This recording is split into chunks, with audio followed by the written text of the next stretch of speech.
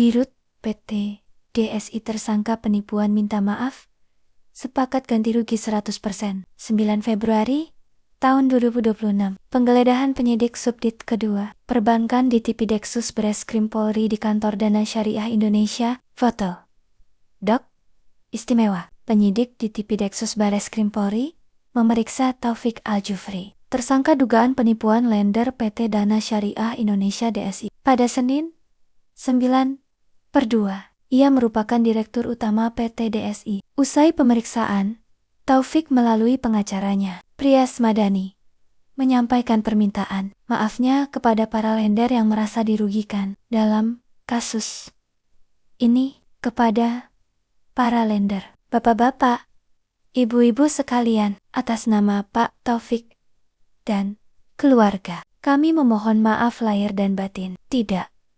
Sebenarnya, kita berupaya untuk, dalam kutip, sesuai dengan yang disangkakan kepada kita, yaitu menipu, menggelapkan, ujar Prias usai pemeriksaan di Gedung Bareskrim Polri Jakarta. Ia mengatakan, secara prinsip, Taufik bersedia mengganti kerugian yang dialami para lender 100%. Usai penggeledahan oleh Subdit kedua Perbankan Dita Tipideksus Bareskrim Polri di Kantor Dana Syariah Indonesia. Foto Dok Istimewa. Secara prinsip, dari sisi Pak Taufik bersedia untuk memenuhi kewajiban kepada para lender. Kalau hitungan kita sementara dengan nilai itu, dengan nilai yang kita sudah hitung, beliau bersedia untuk mengembalikan 100% ya Pak ya? Tanya Prias kepada Taufik yang berdiri di sampingnya. Dari sisi saya, ya,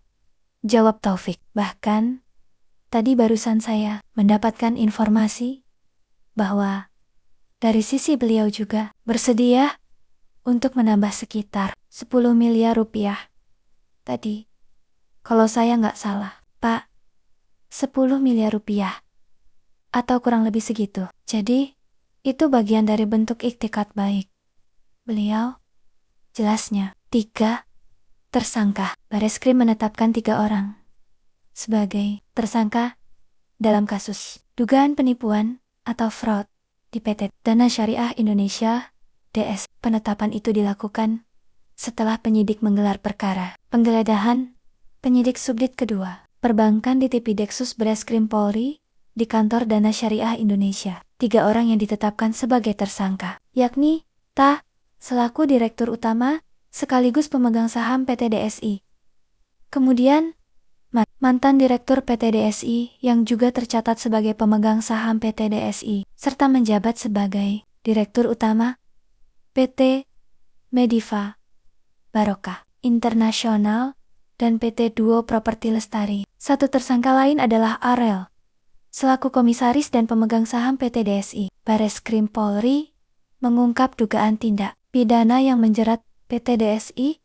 Perusahaan fintech tersebut diduga mengalami gagal bayar terhadap para lender atau pemberi dana yang seharusnya menerima imbal hasil. Dalam pengusutan awal, penyidik menduga dana para lender justru disalurkan ke proyek-proyek yang diduga fiktif dengan memanfaatkan data borrower lama. Penggeledahan penyidik Subdit kedua Perbankan di Tipideksus Bareskrim Polri di Kantor Dana Syariah Indonesia, salah satunya adalah dengan modus penggunaan proyek fiktif dengan menggunakan data atau informasi borrower existing, kata Direktur Tindak Pidana Ekonomi Khusus Bareskrim Polri, Brigjen Ade Safri Simanjuntak, kepada wartawan di kantor DSI, Jakarta Selatan, Jumat 23/1.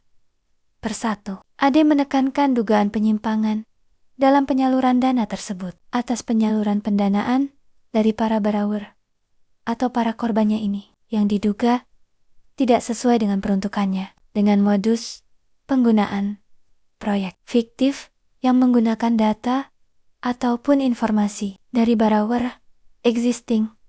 Kata lanjutnya, adapun borrower existing yang dimaksud merupakan peminjam lama yang masih terikat perjanjian aktif dan disebut rutin membayar angsuran